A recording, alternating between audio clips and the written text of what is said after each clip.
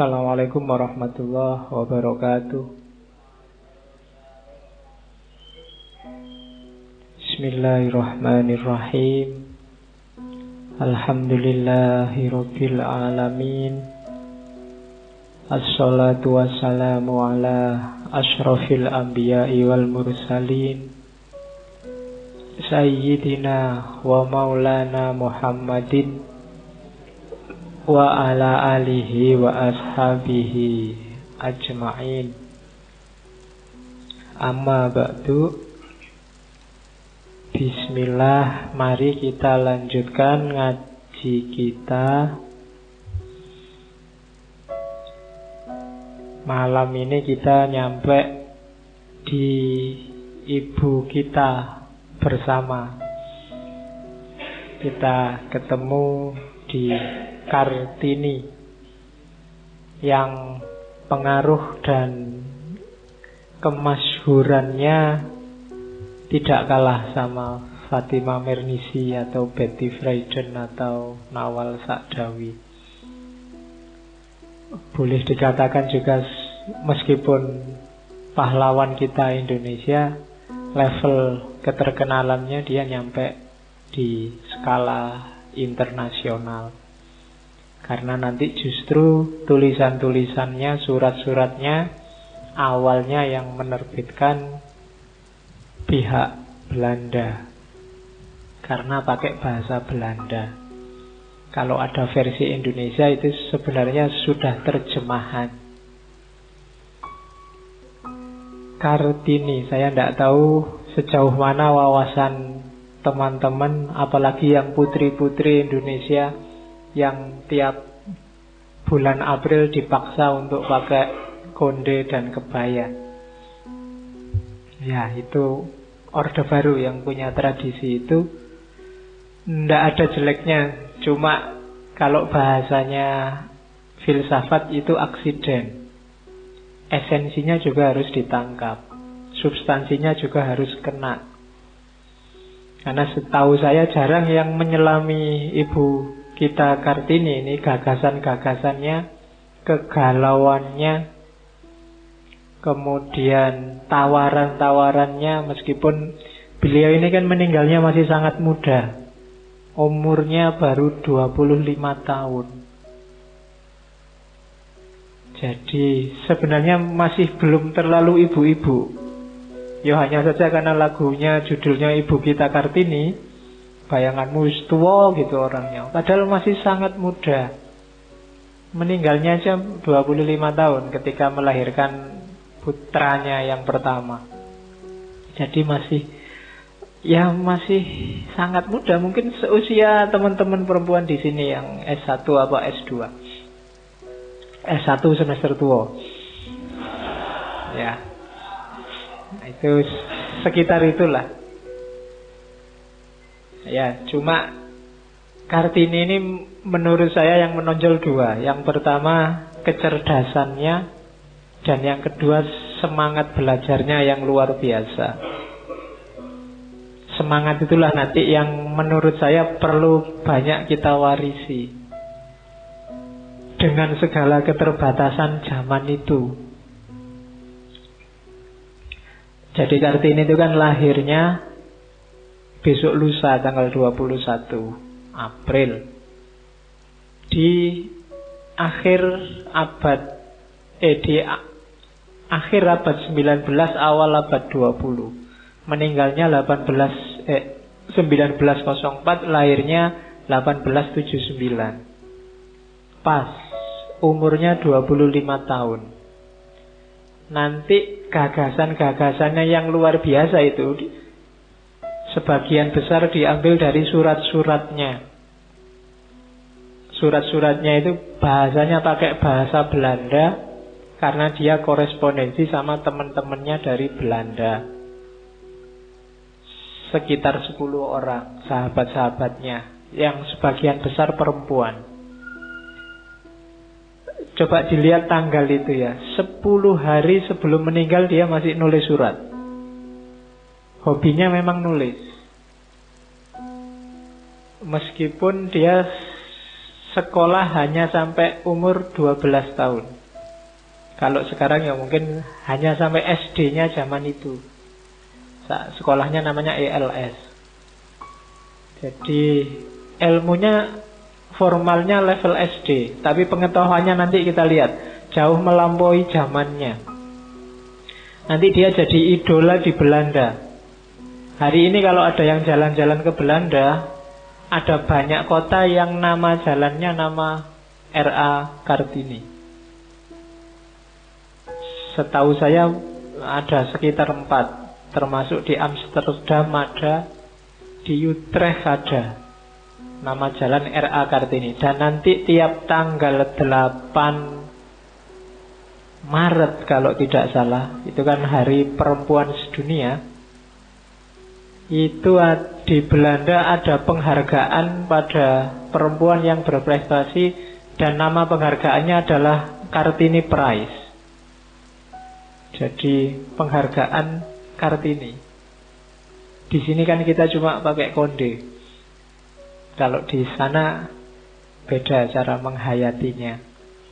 Jadi Kartini tidak cuma membangkitkan semangat perempuan Indonesia, tapi juga banyak perempuan di luar. Nanti karya-karyanya ini kan yang dibukukan. Yang membukukan itu salah seorang teman korespondensinya, namanya Aben Danon. Aben Danon itu ya dia korespondensinya sama istrinya. Cuma Aben Danon ini kalau hari ini di Indonesia Menteri Pendidikan dan Kebudayaan. Nah itu dia korespondensi sama, antara lain sama istrinya. Dan beliau yang pertama menerbitkan tulisan-tulisannya Kartini, yang nanti diterjemahkan ke Indonesia 2 kali. Yang lebih dikenal terjemahan kedua dari Sanusi Pane itu yang judulnya Habis Gelap Terbitlah Terang. Itu di antara karya-karya terkenalnya. Termasuk yang terkenal juga tulisannya Pramudia yang judulnya Panggil Aku Kartini Saja. Itu juga tentang dahsyatnya seorang Kartini. Padahal hanya 25 tahun. Kalau dipotong masa belajarnya 12 tahun, karena setelah umur 12 dia nggak boleh lagi sekolah, harus dipingit, nggak boleh keluar rumah. Kalau bahasanya Mernisi minggu lalu, dia sudah harus masuk harem. Maka praktis sebenarnya dia hanya berjuang 12 tahun. Berjuang melalui tulisan. Meskipun nanti di tahun-tahun terakhir hidupnya dia bikin sekolah keputrian khusus untuk putri. Oke, itu gambarannya seorang Kartini. Ya dia putrinya Bupati Jepara saat itu, Raden Aryo Sosroningrat. Kartini ini anak, sebenarnya istri pertama. Cuma istri pertama, ibu kandungnya bukan bangsawan, dari rakyat jelata. Ibu kandungnya ini, kalau pakai bahasa hari ini itu anaknya mandor. Cuma Pak Bupati ini jatuh cinta, namanya Ngasirah, dan dinikahi. Dari Ngasirah ini nanti punya anak 8. Cuma adat saat itu tidak boleh dia jadi bupati kalau istrinya bukan bangsawan. Akhirnya menikah lagi sama ibu tirinya Kartini, namanya Raden Ayu Wuryan, masih keturunan dari bangsawan Madura. Ada yang Madura di sini. Itu ibu tirinya Kartini. Saudaranya 11, yang dari ibu kandungnya 8, dari ibu tirinya 3. Kartini anak nomor 5, tapi anak perempuan pertama. Berarti nomor 1, 2, 3, 4 laki-laki semua. Nantinya Kartini nikah juga. Ini berarti kan bapaknya poligami. Kartini juga jadi istri poligami, karena nanti suaminya sudah pernah menikah 3 kali sebelumnya. Dan ya situasinya memang begitu. Seperti apapun Kartini memberontak, dia susah melawan adat sendirian. Meskipun nanti belakangan dia bisa beradaptasi dan sudah agak terhibur ketika bisa mendirikan sekolah keputrian itu dan diizinkan oleh suaminya. Jadi itu gambaran hidupnya Kartini. Apalagi ya biografinya, kalian mestinya sudah ngerti. Kalau kalian paling ngertinya cuma harum namanya gitu aja toh. Di luar itu kamu tidak ngerti. Pokoknya ibu kita Kartini harum namanya, dan Kartini itu pakai konde kan, itu aja. Oke, jangan salah, perjuangannya berat. Dia menghadapi 3 budaya sekaligus: patriarki, feodalisme, dan kolonialisme. Yang 3-tiganya dia benci, meskipun dia bangsawan. Jadi beberapa anaknya Sosroningrat ini agak tidak suka kolonialisme, patriarki, dan feodalisme. Yang terkenal selain Kartini, kakaknya langsung, namanya Sosrokartono. Ya, jadi kalau yang laki-laki komplain, kok adanya Hari Kartini Pak? Tidak ada Hari Kartono. Ada, kakaknya Kartini, harinya aja yang tidak ada. Ya, Sosrokartono ini luar biasa. Kemampuan spiritualnya luar biasa. Kemudian karir intelektual dan juga karir politiknya juga luar biasa. Sosrokartono ini wartawan perang pertama dari Indonesia. Cuma dia tidak di Indonesia wartawan perangnya, levelnya sudah internasional. Sempat jadi penerjemah Liga Bangsa-Bangsa zaman itu juga. Itu Sosrokartono. Dan spiritualitasnya tinggi. Dia terkenal jadi wartawan, selalu dapat berita yang pertama. Cuma mungkin karena spiritualitasnya tinggi. Tidak ada satu wartawan pun tahu, dia tahu. Dia terkenal kalau bahasa Jawa waskito. Waskito itu ngerti apa yang kejadian yang akan datang. Jadi kalau ada perjanjian rahasia apa gitu, wartawan yang lain nunggu pengumuman. Tapi kalau Sosrokartono ini dia bisa langsung menerbitkan beritanya. Itu bikin orang heran. Ini berita-berita kelas rahasia kok dia bisa menceritakan. Karena memang dia punya, ya kalau bahasa Jawa ini kebatinannya tinggi. Dia orang pertama yang dikenal bisa memfoto. Mungkin bukan memfoto, yang gambar Gunung Lawu dari atas sebelum ada Google. Pakai spiritualitasnya ini. Itu Sosrokartono. Nanti belakangan dia pulang ke Indonesia, tinggalnya di Bandung, mendirikan pusat pendidikan termasuk pusat pengobatan. Nanti banyak, termasuk di Pramudia sedikit-sedikit diulas tentang kakaknya Kartini ini. Dia pinter ngobati orang hanya dengan air putih. Kayak zaman sekarang mungkin kamu nganggapnya agak kiai-kiai siapa itu yang pakai air putih. Nanti ada beberapa cerita dia menyembuhkan orang itu hanya dengan nulis. Kalau bahasa Jawa pakai raja. Cuma rajanya hanya 1 huruf. Hurufnya alif. Huruf alif aja 1. Itu nanti direndam di air terus diminumkan. Karena ada cerita, ada anaknya pejabat zaman itu yang dokter semua sudah nyerah, tidak bisa menyembuhkan. Tapi Sosrokartono ini datang, ngambil air putih, kasih raja itu, diminum, dan anaknya sembuh. Itu Sosrokartono, termasuk salah satu tokoh kebatinan Indonesia. Sekarang ada beberapa senternya. Senter itu pusat kajiannya. Seingat saya Bandung ada, Jogja ada, Jakarta ada. Carilah bukunya yang tertarik. Itu kakak kandungnya. Dan Kartini punya hutang banyak pada kakaknya ini, karena kakaknya ini yang 29 tahun hidup di luar negeri, yang menyuplai tulisan-tulisan, majalah-majalah. Sehingga Kartini meskipun dia tidak sekolah, tapi dia selalu dapat ilmu baru, wawasan terbaru, berita terbaru tentang dunia. Itu yang bikin dia cerdas. Jadi sekolah itu tidak terlalu penting, yang penting rajin baca, itu kamu bisa meletik. Itu versi gayanya Kartini. Jadi dia tekun baca dan mau nulis. Segala unek-uneknya dia tulis. Ya nulisnya kalau zaman dulu pakai surat, karena mungkin lebih enak artikulasinya kalau surat. Surat itu kan kayak orang curhat dan bisa menguras isi pikiran.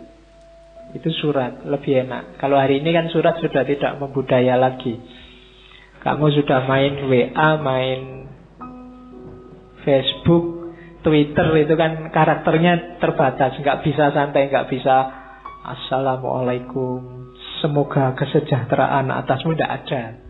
Kalau Facebook kan kamu langsung ngomong apa, di WA apalagi kan. Kadang-kadang ngomong aja kamu males, cuma dikasih gambar jempol lah, dikasih gambar orang meringis lah, dikasih gambar gitu.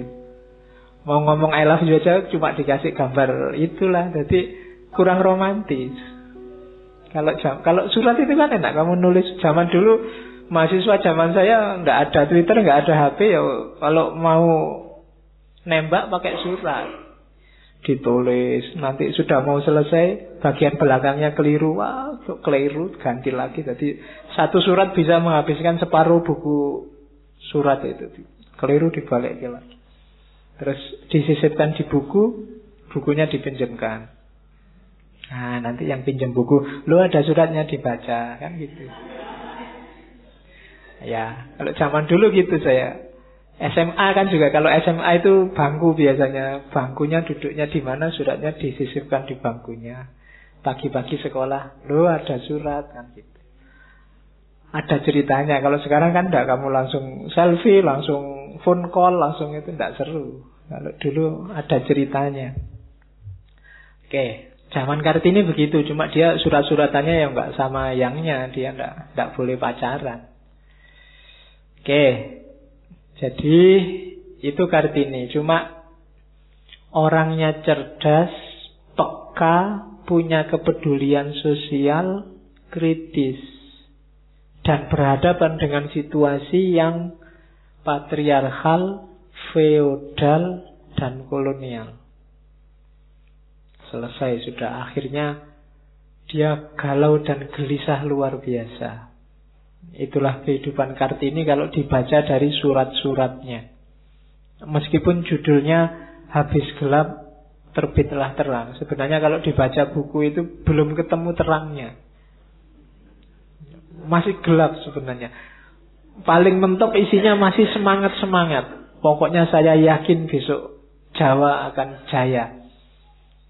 Tapi ya belum jelas.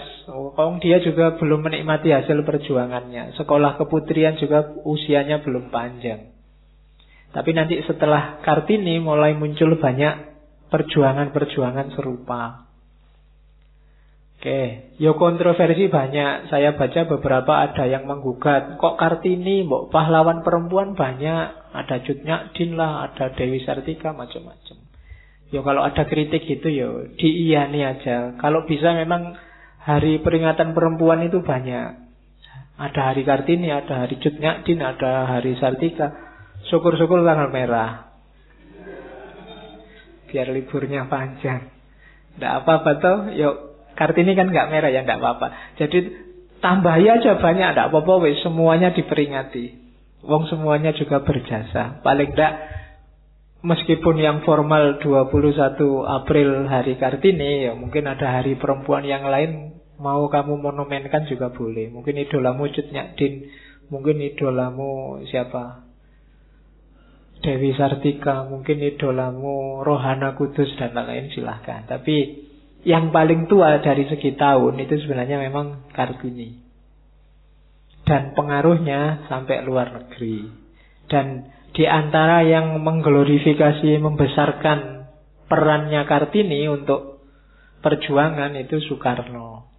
Karena memang karena dia melihat ada potensi besar, semangat revolusionernya Kartini itu penting untuk revolusi Indonesia. Itu yang ada di visinya Soekarno. Meskipun zaman Pak Harto Orde Baru tidak terlalu populer selain perayaan yang sama-sama pakai konde dan jarit. Cuma visi besarnya Kartini sering kita lupakan. Oke, malam ini kita hidupkan lagi kegalauan dan semangatnya Kartini. Tidak cuma untuk perempuan, untuk laki-laki juga. Kalau yang Kartini aja bisa luar biasa, apalagi yang Kartono. Ya. Oke, bismillah, kita lihat. Yang pertama patriarki. Saya cuplikkan situasinya perempuan, kondisi perempuan Jawa yang ideal dari seratnya Ronggo Warsito. Ronggo Warsito ini hidup beberapa puluh tahun sebenarnya sebelum Kartini. Kartini ini kalau Jawa ya dia di era Hamengkubuwono ke-7. Ya, sekitar itu. Atau Pakubuwono ke-12. Itu syairnya Ronggo Warsito. Perempuan itu yang ideal, ia harus setia pada laki-laki, syarat pertama. Syarat kedua, perempuan ideal rela dimadu. Loh, iyalah. Ya enggak apa-apa toh. Laki-laki berhak memadu, cuma perempuan berhak meracun. Oke, terus. Yang ketiga cirinya mencintai suami pasti ya. Terus terampil cuma dalam pekerjaan perempuan. Yang selanjutnya pandai berdandan dan merawat diri. Terus sederhana, pandai melayani kehendak laki-laki, menaruh perhatian pada mertua, dan gemar membaca buku-buku yang berisi nasihat. Nah, orang Jawa zaman dulu, khususnya yang bangsawan, itu punya kriteria itu kalau mau nyari istri. Cuma nanti katanya Kartini lebih ekstrim lagi. Kalau ini bahasa sekarang namanya nyinyir. Apa nyinyir itu kan populer sekarang. Satir. Seorang gadis Jawa itu katanya Kartini adalah sebutir permata, pendiam, tak bergerak-gerak, seperti boneka kayu. Bicara hanya bila benar-benar perlu, dengan suara berbisik. Jadi kalau ada perempuan Jawa kok kalau ngomong berawakan, suaranya wawa gitu. Katanya orang Jawa enggak ideal. Ya, kalau ngomong harus berbisik pelan, mendesah-desah dikit enggak apa-apa. Oke, jadi suaranya harus berbisik. Katanya Kartini sampai semut pun tak sanggup mendengarnya.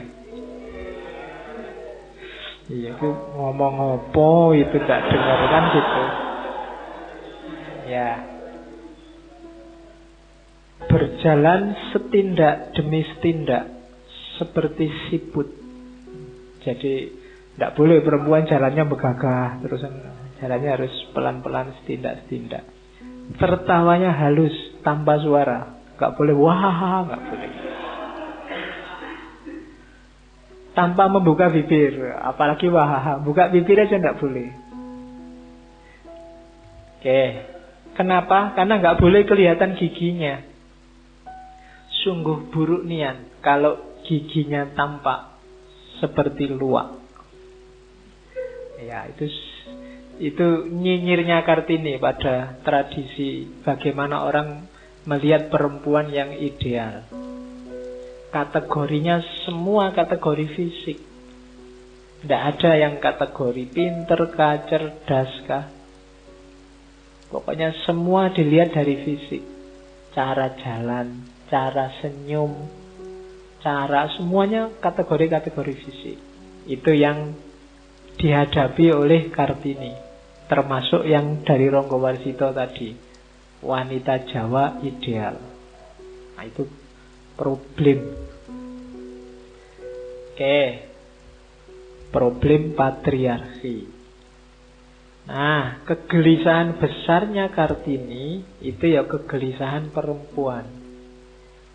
Khususnya sebelum dia menikah. Nanti setelah dia menikah, mungkin karena dia dipoligami juga, awalnya dia berontak, lama-lama adaptasi, jadi perjuangannya geser. Tidak lagi memberontak poligami, tapi memberdayakan perempuan.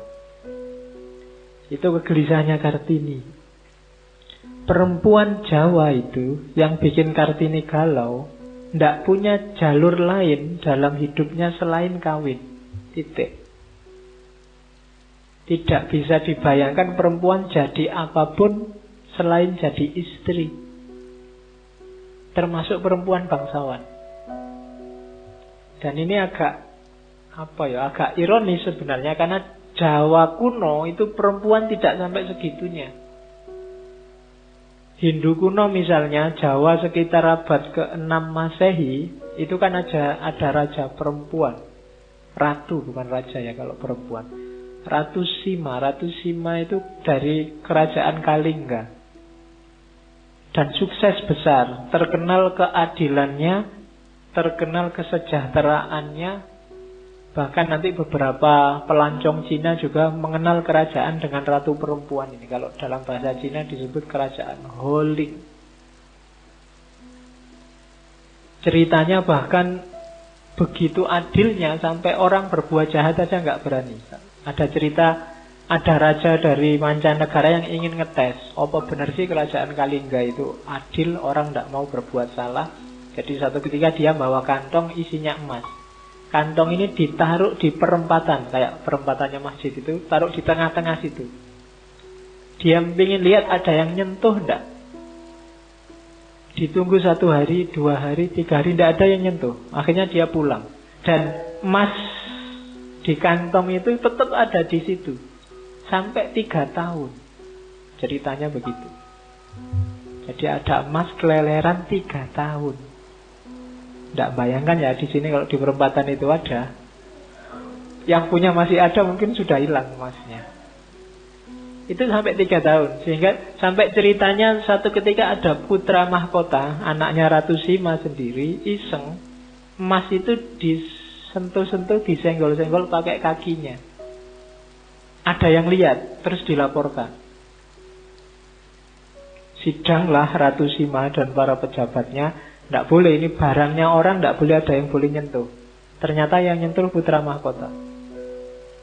Dan akhirnya diputuskan, karena barang meskipun nggak diambil tapi disentuh, karena nyentuhnya pakai kaki, maka hukumannya adalah potong kaki. Dan itu di sejarah banyak diceritakan. Itu Ratu Sima, perempuan. Jadi ketika ada tradisi semacam itu Kartini prihatinnya luar biasa. Kok sekarang perempuan tidak dipercaya jadi apapun selain jadi istri. Satu-satunya jalan, katanya Kartini, bagi gadis Jawa, terutama bagi kalangan ningrat, adalah perkawinan. Sebenarnya seandainya begitu toh tidak masalah juga. Tapi apa yang terjadi dengan perkawinan yang mula-mula oleh Tuhan ditentukan sebagai tujuan tertinggi bagi wanita? Perkawinan semestinya merupakan panggilan suci, telah menjadi semacam jabatan. Kenapa Kartini menganggap jabatan? Jabatan yang harus dikerjakan dengan syarat-syarat yang merendahkan dan mencemarkan bagi wanita-wanita kita. Yo kayak tadi, ada parameter-parameter, kriteria-kriteria, kemudian kalau sudah nikah ada tugas-tugas wajib yang harus dilakukan. Ini kayak jabatan. Atas perintah bapak atau paman atau kakaknya, seorang gadis harus siap untuk mengikuti seorang laki-laki yang tidak pernah dikenalnya. Jangankan pacaran, kenal aja ndak. Yang tidak jarang telah mempunyai istri dan anak-anak. Seringkali malah begitu. Apalagi di kalangan bangsawan. Apalagi yang nanyain levelnya bangsawan, yang ditanyakan orang biasa. Itu jawabannya tidak mungkin tidak, pasti ya. Pendapatnya tidak ditanya, ia harus nurut saja. Jadi itu kegelisahan pertama seorang Kartini. Dia protes. Kok perempuan hanya bisa jadi itu? Toh kita sama-sama manusianya. Tidak boleh jadi yang lain. Itu pun di situ dia posisinya serba kalah. Jangankan bantah, komentar aja tidak boleh. Pokoknya harus manut yang laki-laki, bapaknya, kakaknya, atau pamannya. Itu yang dikomplain oleh perempuan. Meskipun nanti dengan sangat terpaksa Kartini harus jadi istri yang juga dipoligami. Itu kalimatnya Kartini waktu dia mau dinikahkan. Saya putus asa. Dengan rasa pedih, perih, saya puntir-puntir tangan saya menjadi satu. Oh ya, membayangkannya mungkin dia pokoknya gelisah. Tangannya dipuntir-puntir sendiri. Sebagai manusia, saya merasa seorang diri tidak mampu melawan kejahatan berukuran raksasa itu. Dan yang alangkah kejamnya. Terus dia ngeritik, dilindungi oleh ajaran Islam dan dihidupi oleh kebodohan perempuan. Yang muslim gak boleh tersinggung. Ya, karena kan memang seringkali justifikasinya poligami itu kan pakai dalil. Dihidupi oleh kebodohan perempuan yang jadi korbannya. Meskipun nanti belakangan Kartini baru sadar sebenarnya Islam itu tidak sekejam itu. Cuma dia tidak ngerti aja. Karena nanti belakangan dia ketika sudah paham Islam, dia baru ngerti indahnya ajaran Islam. Di antara gurunya nanti Kiai Soleh Darat yang dari Semarang. Saat aku membayangkan mungkin suatu nasib akan menimpa saya, suatu siksaan yang kejam yang bernama poligami itu, saya tidak mau. Mulutku menjerit, hatiku mengembangkan jeritan itu ribuan kali. Ini surat pada istrinya Van Kool, pejabat Belanda saat itu. Jadi suara hati Kartini yang memberontak saat mau dipoligami.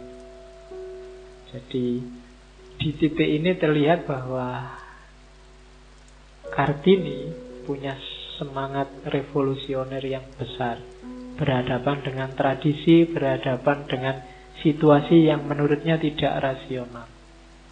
Dan ini jauh melampaui zamannya. Terus, kenapa kok bisa begitu? Katanya Kartini, tidak usah kita herankan lagi. Apa sebabnya nafsu laki-laki memikirkan dirinya sendiri saja? Bila kita ingat bahwa laki-laki itu sejak semasa kecilnya sudah dilebih-lebihkan daripada anak perempuan. Dan semasa anak laki-laki itu semasa kanak-kanak laki-laki itu sudah diajar merendahkan derajat perempuan. Bukankah acap kali ku dengar seorang ibu berkata kepada anaknya laki-laki bila ia jatuh lalu menangis, "Cis, anak laki-laki kok nangis, ndak malu, seperti anak perempuan aja." Itu kan logikanya sederhana. Berarti nangis itu memalukan, kayak anak perempuan. Berarti anak perempuan juga memalukan. Atau nangis itu kebiasaannya anak perempuan, ndak level laki-laki itu nangis kan gitu. Itu secara nggak sadar menanamkan ideologi bahwa aku laki-laki ndak boleh kayak perempuan, bikin malu aja. Berarti perempuan itu bikin malu. Dan tradisi semacam ini ndak sadar, tapi kita secara nggak sadar bahasanya Kartini menanamkan kejahatan terhadap perempuan dalam diri laki-laki, menanamkan egoisme laki-laki. Jadi ya ndak heran budaya patriarki yang meminggirkan perempuan ini terus subur terus. Wong memang kita yang mupuk. Perempuannya sendiri ngajarin anaknya semacam itu. Jadi orang ditindas, dia tidak sadar ditindas, malah melanggengkan penindasan itu, diwariskan. Kartini nanti banyak diskusi sama ibunya, ya dia banyak tidak puas, meskipun ibunya nyuruh, sudahlah manut aja, pasrah aja. Tradisinya memang begitu. Dan Kartini nggak mau. Oke. Terus kegelisahannya Kartini yang pertama. Kegelisahannya yang kedua, saya bilang tadi dia cerdas dan peka secara sosial, peduli secara sosial. Dia tidak cuma mikir tentang perempuan, dia juga melihat rakyat ini luar biasa sengsaranya. Masa kita mau menang-menangan sebagai bangsawan? Ada banyak surat yang menceritakan sengsaranya rakyat. Indonesia, apalagi Jawa itu kan zaman Belanda itu memang puluhan tahun, hampir ratusan tahun sengsara. Waktu Mataram pecah awal abad 19, itu kan VOC masuk. Terus tidak lama terjadi perang Diponegoro. Perang Diponegoro, kasnya VOC, kasnya Belanda terkuras, hampir habis. Padahal perang itu kan cuma sebentar, 5 tahun. Ya, kalau ditulis 1825 sampai 1830. Ada yang bilang cuma 5 menit itu Pak, 1825 sampai 1830. Itu 5 tahun. Sama kayak NU berdiri habis sisa 1926. Oke. Setelah Belanda kalah perang, nanti yang dikirim jadi gubernur jenderal ke Jawa itu Van den Bosch. Nanti Van den Bosch itu punya kebijakan namanya Kulturstelsel. Kulturstelsel itu aturannya kelihatannya tidak terlalu merugikan, tapi prakteknya sangat merugikan. Kulturstelsel itu penduduk yang punya tanah 20% tanahnya ditanami tanaman-tanaman yang berkualitas ekspor. Akan dibeli oleh Belanda. Ya termasuk kopi, nila, dan yang sejenis itu.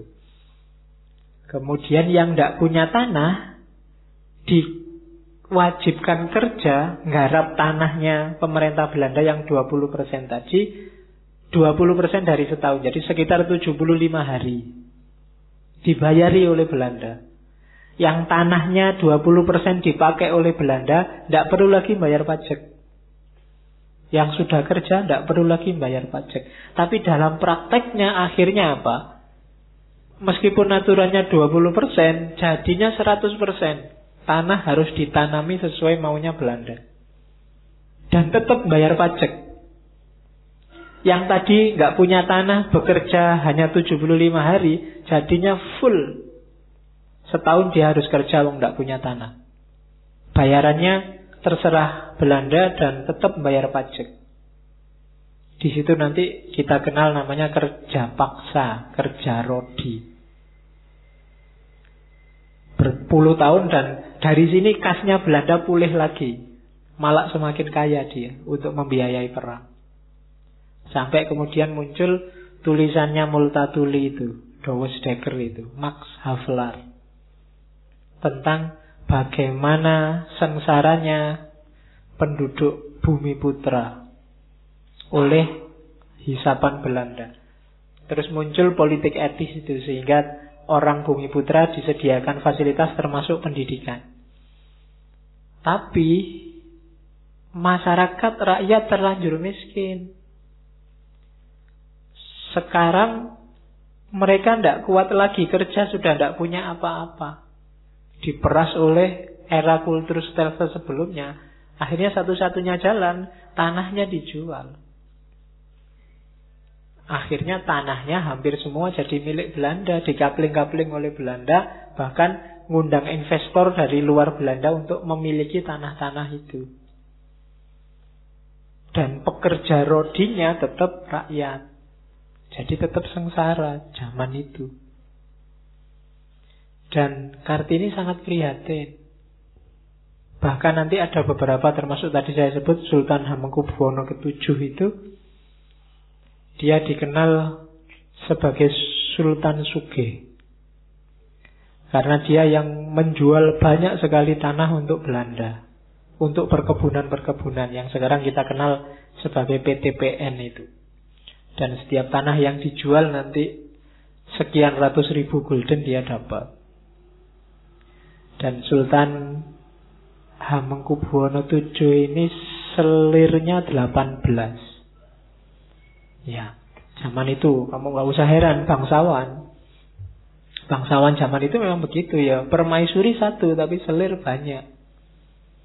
Nyalai agama Pak? Enggak, kan istrinya cuma satu.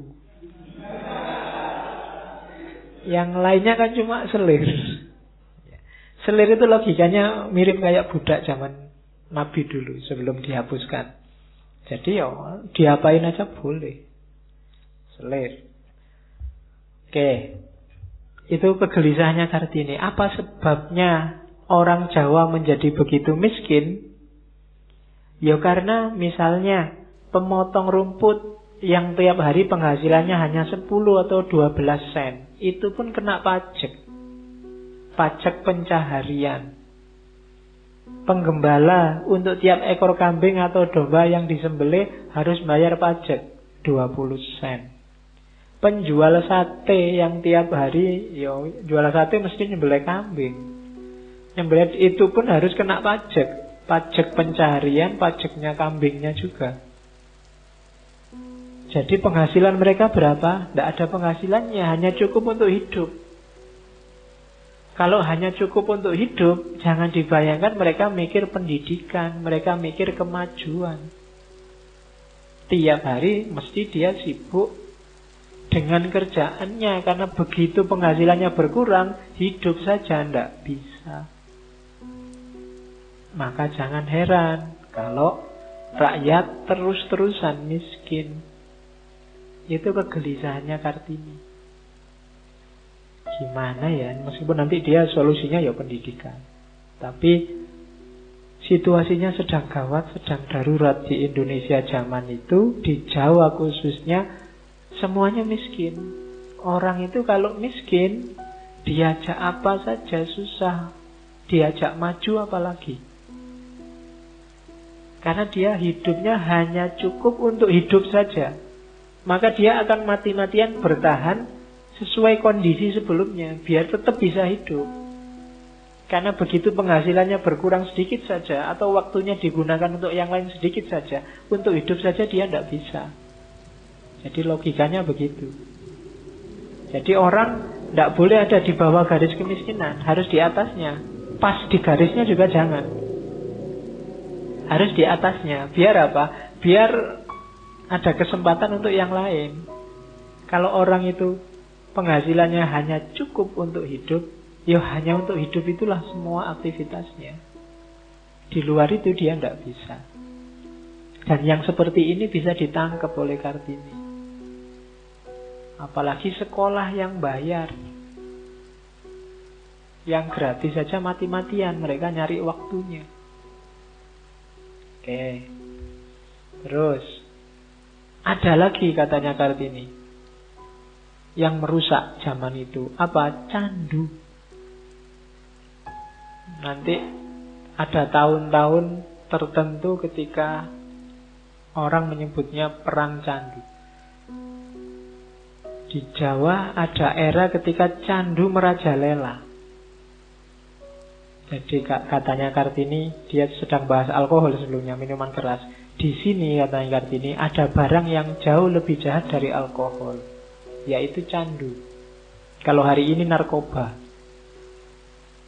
Tak dapat dikatakan betapa besarnya kesengsaraan yang disebabkan oleh candu atas negeriku, rakyatku.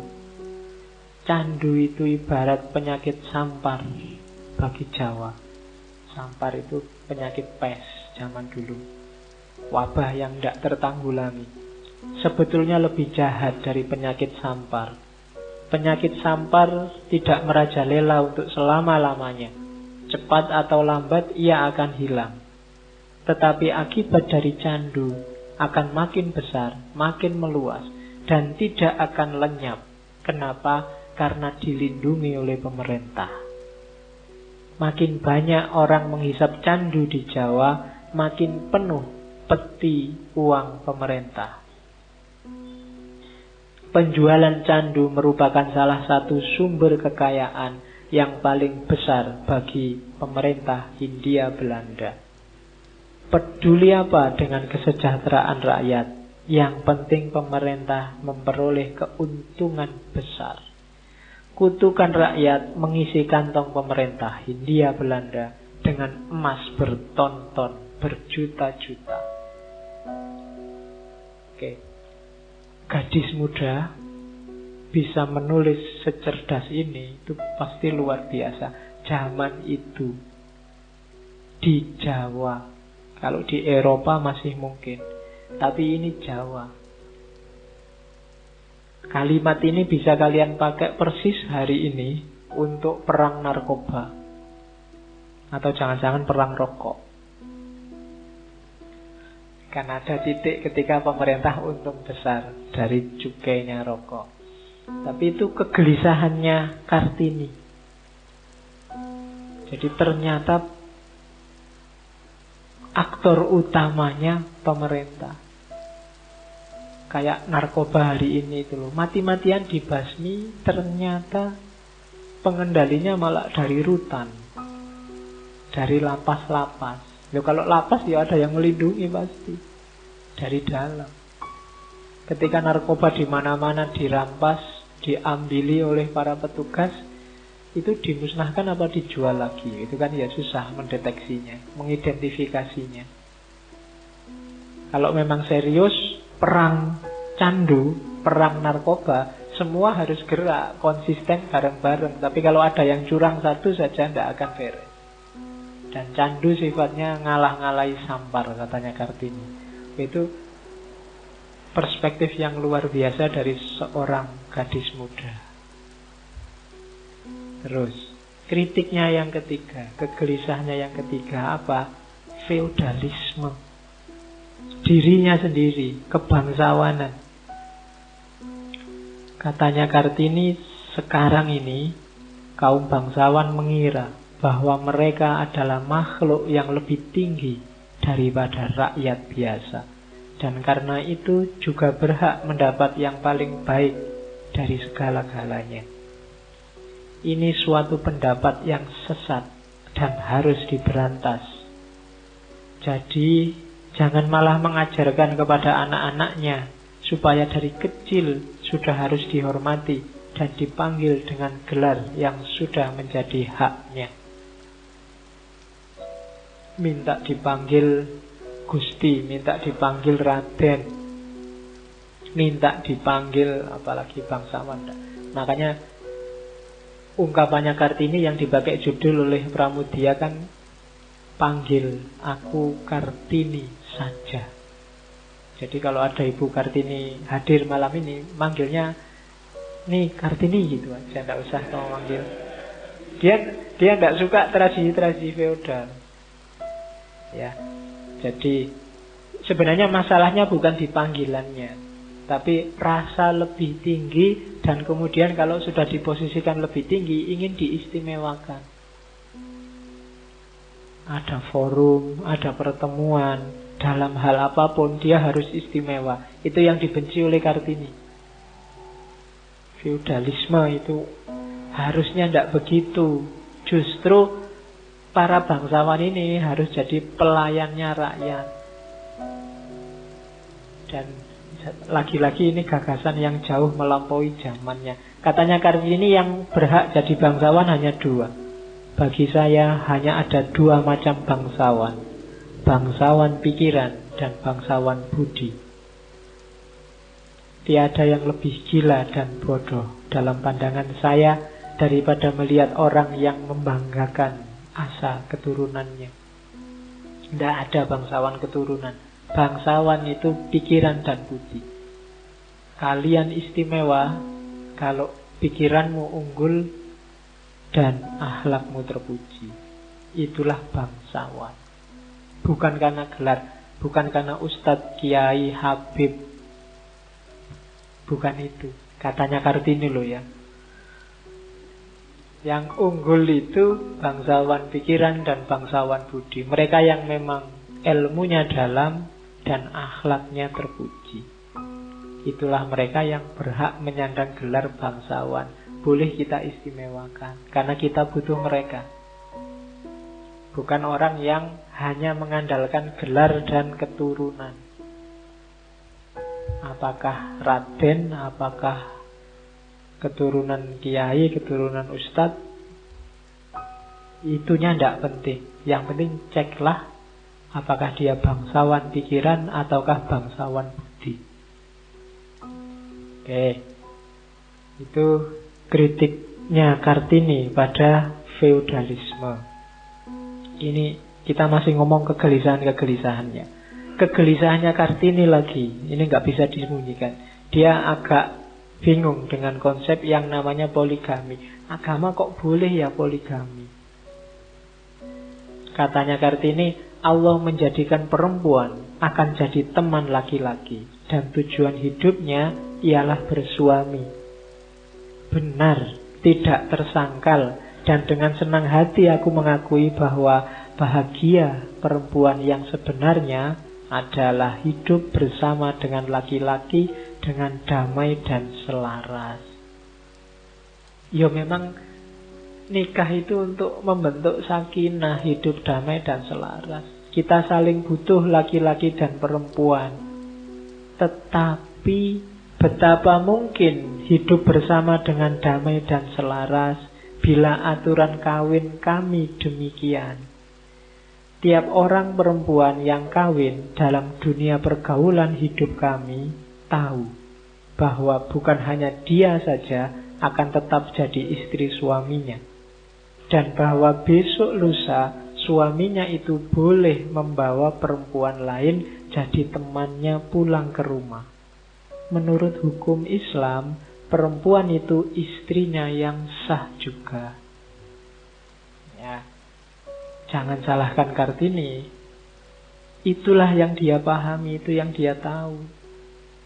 Dia melihat kesengsaraan perempuan yang dipoligami.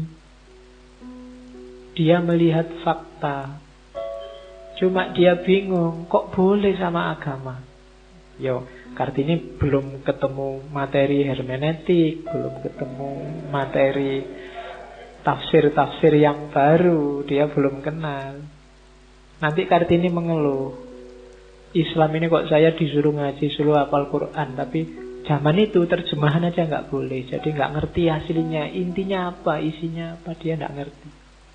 Yang dia ngerti ya praktek sehari-hari itu dalam berislam.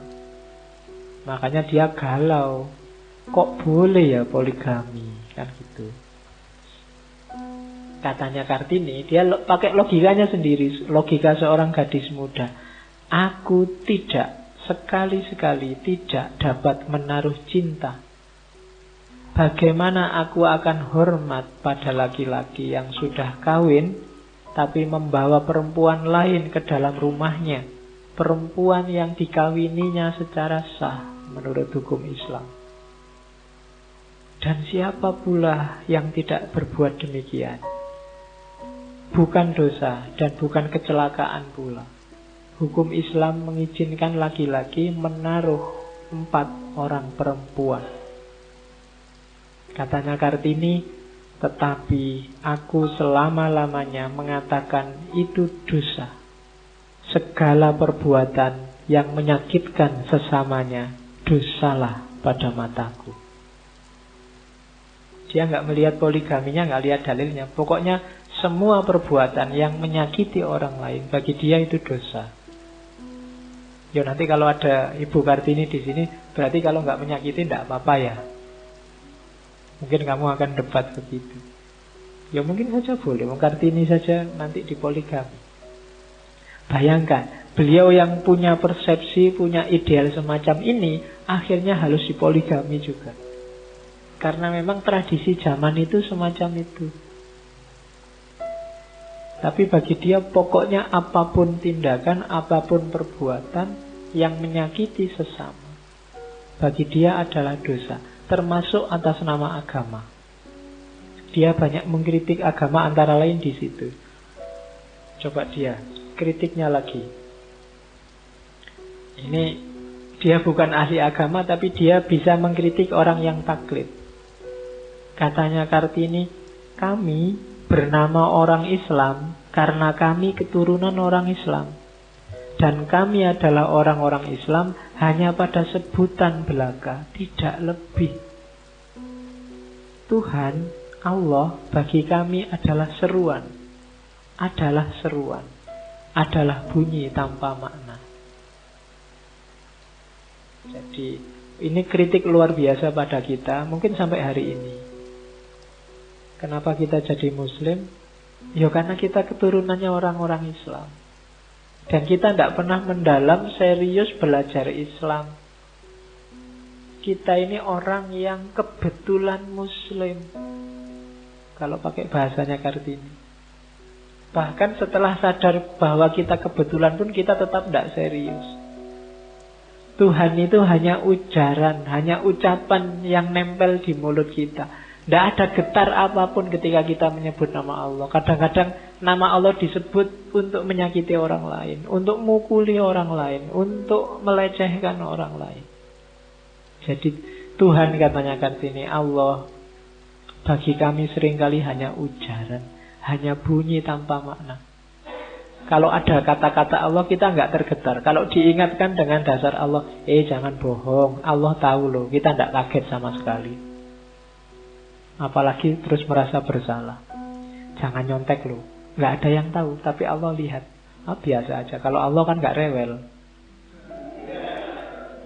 Kamu sering begitu tahu, kalau ada salah, alah dosa kecil aja nggak apa-apa. Kan kita selalu begitu. Allah tidak ada artinya dalam hidup kita, nggak bermakna. Itu kita. Islamnya nggak mendalam. Itu. Jadi sekian ratus tahun yang lalu sudah dikritik oleh Ibu Kartini. Ya kita Islam ya karena kebetulan aja orang tua kita Islam. Lagi pula sebenarnya agamaku Islam karena nenek moyangku Islam. Bagaimana aku dapat mencintai agamaku jika aku tidak mengenal dan tidak bisa mengenalnya? Semangatnya sebenarnya luar biasa Ibu Kartini. Cuma dia kepentok tradisi. Al-Quran terlalu suci, tidak boleh diterjemahkan ke dalam bahasa apapun. Di sini tidak ada orang yang ngerti bahasa Arab. Di sini orang diajar membaca Al-Quran, tetapi tidak mengerti apa yang dibacanya. Ini kalimat-kalimat luar biasa yang sering kita pakai hari ini. Tapi sudah digelisahkan puluhan tahun yang lalu oleh Ibu Kartini. Dia ingin bisa, tapi tidak mungkin bisa. Situasinya nggak memungkinkan. Bahkan terjemahan Al-Quran saja dia tidak nemu. Cukup disuruh baca, bagus tajwidnya, beres, tidak keliru, selesai. Maksudnya apa? Tidak boleh tahu, seakan-akan begitu. Maka jangan salahkan beliau kalau salah paham. Kok Islam jahat ya, boleh poligami. Wong dia tidak punya waktu untuk mendalami Islam. Situasinya tidak memungkinkan. Ada yang bilang zaman itu memang ada intervensi dari Belanda untuk Al-Quran jangan sampai diterjemahkan. Karena ayat-ayat tertentu bisa membangkitkan semangat revolusi. Biar aja sudah dihafalkan tidak apa-apa. Semakin banyak hafid tidak apa-apa. Tapi tidak usah diterjemah, ditafsir. Nanti orang paham apa maunya Quran. Kalau paham bahaya. Itu Belanda. Jadi itu dikritik oleh Kartini. Berarti apa? Selama ini hampir semua umat Islam cuma taklid, cuma manut. Tidak ada yang berislam sendiri secara serius dan mendalam. Nah itu yang dikritikkan oleh Ibu Kartini. Ini kalimat menurut saya bagus, bisa kamu pakai hari ini. Agama memang menjauhkan kita dari dosa, tapi berapa banyak dosa yang kita lakukan atas nama agama? Berapa sering kita menyakiti orang lain atas nama agama? Kan tadi rumusnya Kartini kan simpel. Perbuatan apapun yang menyakiti orang lain itu dosa. Ada orang menurut kita sesat atas dasar agama, kemudian kita maki-maki dia sebagai sesat. Itu bagi Kartini kita juga dosa. Agama yang semula hidup biar damai, hidup biar tentram, ternyata seringkali jadi sumber dosa. Perang-perang besar, mulai perang salib sampai perang pilkada kemarin, kita saling sakit menyakiti, bahkan sesama kita sendiri, sesama muslim. Secara sengaja kita ingin bikin dia sakit, bikin dia kalah, bikin dia kecewa, bikin dia marah. Itu kan atas nama agama. Padahal apa iya Nabi dulu membawa Islam dari Allah itu untuk tujuan itu. Jadi kritiknya Kartini bagi saya ini luar biasa. Jadi kadang-kadang agama kita pakai jadi senjata untuk menyakiti orang lain. Kita pakai sebagai dalih atas dosa-dosa kita. Jadi agama memang sebenarnya visinya agar orang tidak berdosa. Tapi seringkali kita pakai agama sebagai dalih kita saat melakukan dosa.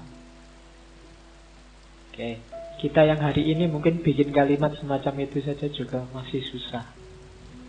Tapi Kartini bisa. Itu yang saya sebut tadi, dia cerdas. Dia punya kepekaan, kepedulian sosial. Kalau dia sampai kuliah, apalagi sampai S2 apa S3, mungkin dia bisa jadi ilmuwan besar.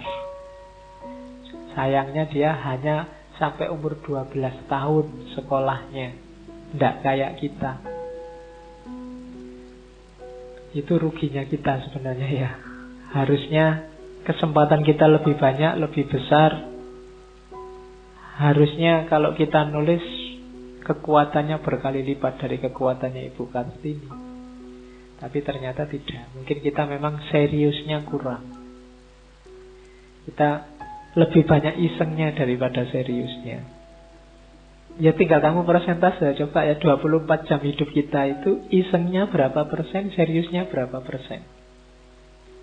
Saya membayangkan Ibu Kartini itu masuk harem pingitan kalau bahasa Jawanya. Dan di dalam kesibukannya cuma dua, membaca sama menulis.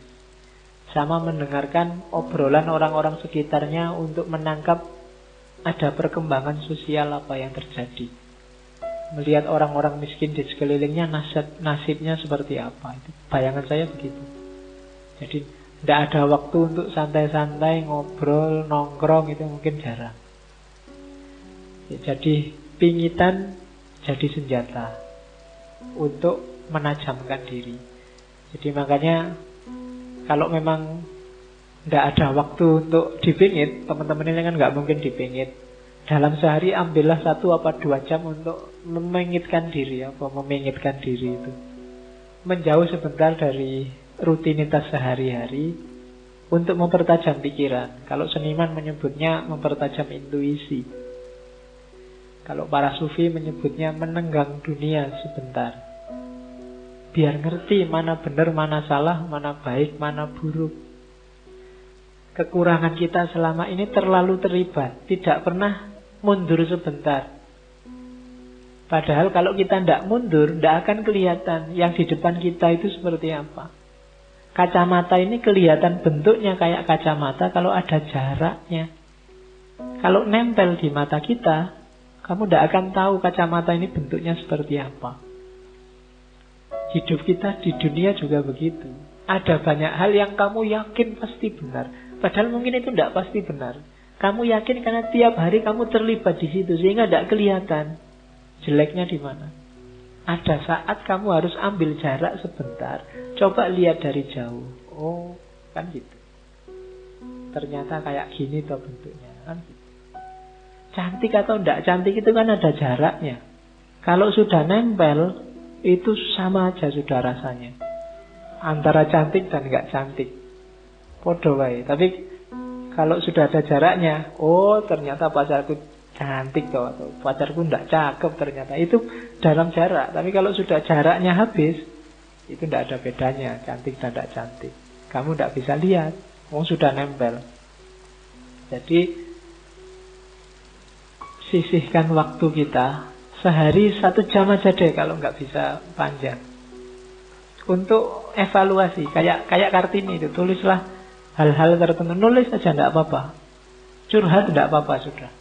Nanti akan kelihatan. Kira-kira warna hidup kita itu apa.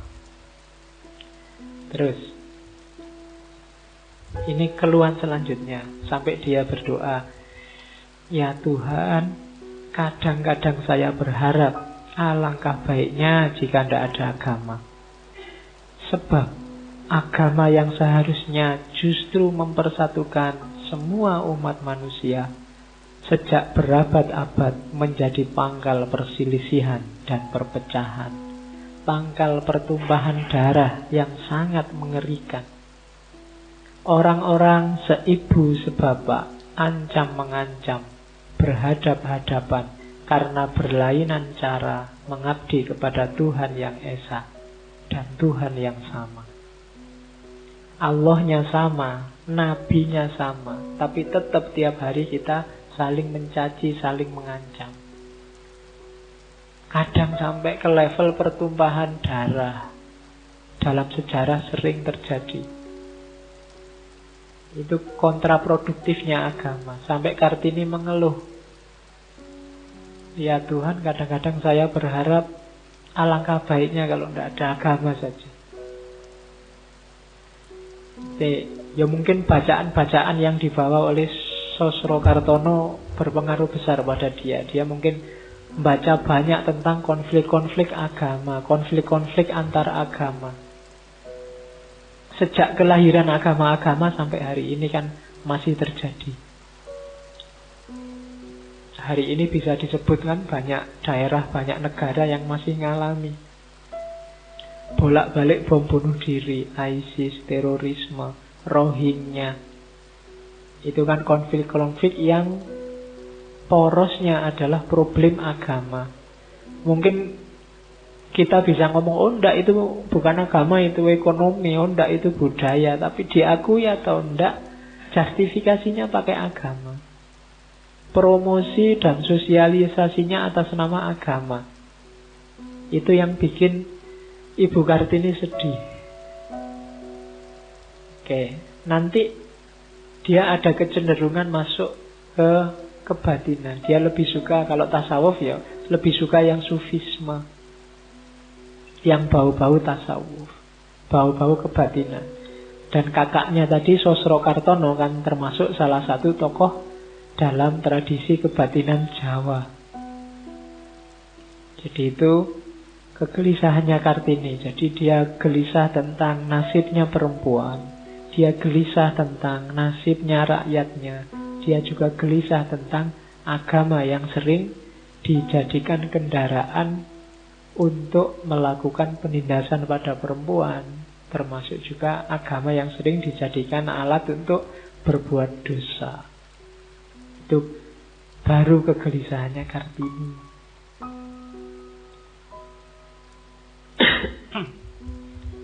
Nanti itu terakhir ketika Kartini baru ngerti sedikit tafsir. Jadi satu ketika dia ikut pengajian di rumah pamannya. Yang ngisi saya sebut tadi, Kiai Soleh Darat. Kiai Soleh Darat itu kiai besar, gurunya hampir semua ulama besar Indonesia. Gurunya Mbah Hasyim Asy'ari, Mbah Kiai Ahmad Dahlan, Kiai Mahfud Termas, dan banyak yang lain. Itu muridnya Kiai Soleh Darat. Darat itu nama tempatnya. di daerah pesisir Semarang, area dakwahnya. Kalau ada yang mau ke sana nanti tanggal 10 Syawal biasanya haulnya. Meskipun beliau meninggalnya bukan Syawal, 28 Ramadan, tapi memang sengaja diambil 10 Syawal sekalian Syawalan. Kalau ada yang mau ke sana. Termasuk salah satu kiai besar yang mondoknya hampir dia semua guru besar, ulama besar pada zamannya dia sowani dan dia gurui. Dia berguru ke mereka, termasuk ke Arab Saudi, di Mekah. Satu level sama Kiai Khalil Bangkalan dan kawan-kawan. Itu Kiai Soleh Darat. Dan nanti satu ketika dia ceramah di rumah pamannya Kartini. Kartini dengar temanya tentang tafsir surat Al-Fatihah saja. Baru Kartini sadar bahwa ternyata Al-Quran itu luar biasa loh. Baru ngerti Fatihah saja dia sudah tersentuh. Baru kemudian setelah pengajian selesai dia temui Kiai Soleh Darat. Dan nanti Kiai Soleh Darat ini jadi salah satu guru spiritualnya Kartini. Katanya Kartini, Kiai, selama hidupku baru kali inilah aku sempat mengerti makna dari arti surat-surat pertama dan induk dari Al-Quran yang isinya begitu indah, menggetarkan sanubariku. Maka bukan buatan rasa syukur hatiku pada Allah, namun aku heran tiada habis-habisnya. Mengapa selama ini para ulama kita melarang keras penerjemahan dan penafsiran Al-Quran dalam bahasa Jawa? Bukankah Al-Quran itu justru kitab pimpinan hidup bahagia dan sejahtera bagi manusia? Dan nanti ini semacam diingatkan oleh Kartini. Setelah itu Kiai Soleh Darat nulis tafsir. Cuma tidak sampai selesai, hanya sampai juz 13. Terus beliau meninggal. Tapi itu termasuk terjemahan dan tafsir Al-Quran pertama dalam bahasa Arab Pegon, bahasa Jawa. Oke, itu atas jasa diingatkan oleh Kartini. Karena sudah saatnya orang Jawa itu tidak cuma diceramai terus disuruh taklid. Mereka juga harus paham kebesaran, kebaikan, ajaran agamanya. Jadi Kartini fase-fase terakhir baru mulai sadar bahwa ajaran Islam itu luar biasa. Hanya umatnya yang memang agak tidak beres.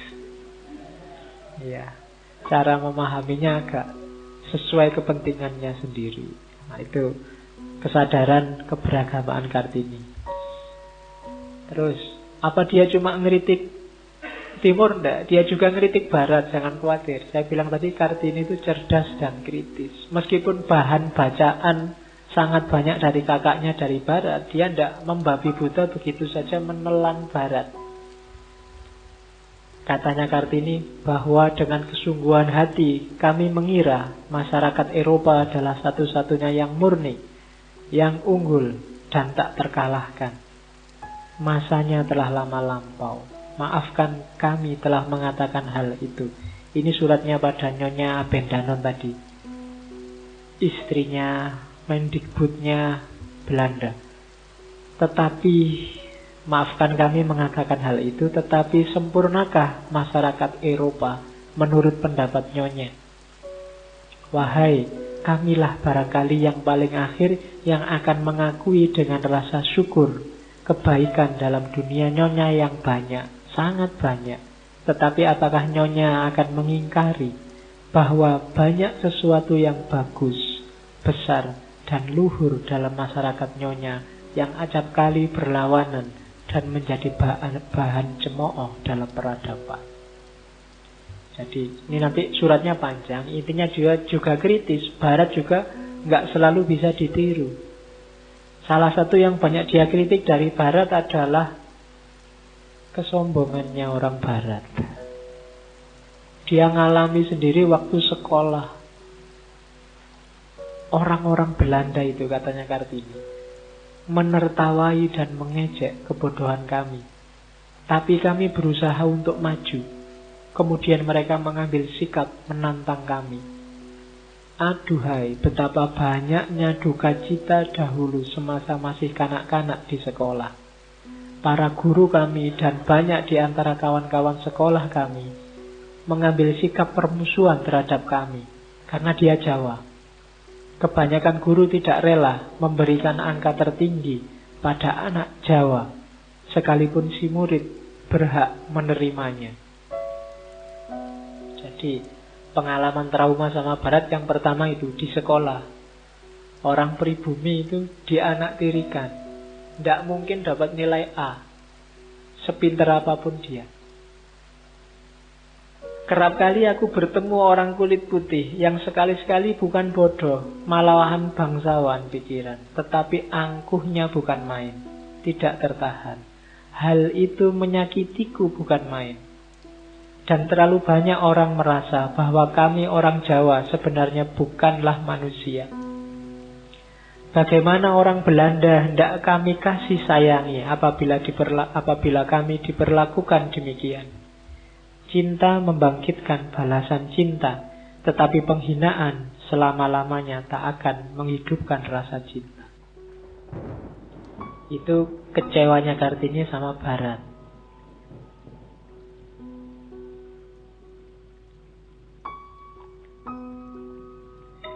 Jadi Barat dulu itu merasa bahwa peradaban Eropa, peradaban Barat itu yang paling beradab. Yang Jawa, yang pribumi, yang Timur itu dianggapnya belum beradab. Dan teori ini kan nanti yang dibalik luar biasa, dikritik luar biasa oleh Barat sendiri periode-periode akhir. Tapi sebelum itu Kartini sudah ngeritik. Terus Oke. Itu tadi kegelisahannya. Sudah hampir selesai. Sekarang semangatnya Kartini kita lihat. Setelah gelisah dia tidak diam. Dia merasa harus berjuang keluar dari kesulitan itu. Katanya Kartini, pada zaman manapun dan dalam bidang apa saja, kaum pelopor selalu mengalami rintangan-rintangan hebat. Itu sudah kami tahu. Tetapi betapa nikmatnya memiliki suatu cita-cita, suatu panggilan. Katakanlah kami ini orang-orang gila atau orang-orang sinting atau apa saja yang nyonya kehendaki, tapi kami tidak dapat berbuat lain karena itu sudah ada dalam darah kami. Jadi ini dia mulai panas sekarang Kartini. Masa gelisah terus. Sekarang saatnya bangkit melawan. Melawan patriarki, melawan feodalisme, melawan kolonialisme. Rintangannya pasti banyak. Orang mungkin nganggap gila. Tapi hidup dengan punya cita-cita, punya panggilan. Itu nikmat, katanya Kartini. Ini kritik juga buat kita. Cita-citamu apa itu penting. Kalau hidup tidak ada cita-citanya, tidak ada nikmatnya. Katanya Kartini, saya menyadari ketidakmampuan saya. Ini suratnya pada Stella. Tiap orang yang akan tertawa terbahak-bahak membaca secari kertas ini untukku. Alangkah gila pikiran saya, bukan? Saya yang tidak belajar apapun, tidak tahu apapun, memberanikan diri dalam sastra. Jadi karena dia merasa bisanya cuma nulis, dia menetapkan diri, aku akan berjuang lewat tulisan, lewat surat-surat. Kukabarkan kesengsaraan, kukabarkan ketidakadilan ini kemana-mana sampai ke luar negeri. Meskipun orang akan menertawakan, tulisan kayak gitu aja dipamer-pamerkan, tapi tidak masalah, katanya Kartini. Dia anggap gila juga tidak apa-apa. Karena hanya orang-orang gila yang bisa mengubah dunia. Loh iya kan? Kalau nggak ada orang-orang yang gila, dunia itu standar. Mungkin perkembangannya nggak sepesat ini. Jadi, akankah gila, alangkah gila pikiran saya. Kalau kamu sudah merasa, wah pikiranku ini rada gendeng ya, berarti ada mulai kamu akan mengubah dunia. Jadi, Kalau masih lurus-lurus saja masih belum. Ya roto ekstrim-ekstrim dikit itu berarti akan ada perubahan yang terjadi. Kalau masih standar masih belum. Jadi harus berani katanya Kartini. Semangat. Oke. Itu saya kasih ini yang banyak biar kalian juga semangat.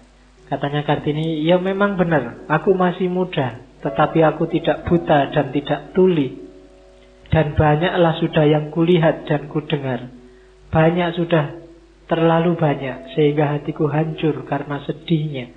Sehingga dicambuknya hatiku supaya aku tegak berdiri, melawan adat, kebiasaan yang jadi kutuk bagi perempuan dan anak-anaknya. Saya tahu jalan yang hendak saya tempuh itu sukar, banyak duri dan onaknya, dan lubang-lubangnya.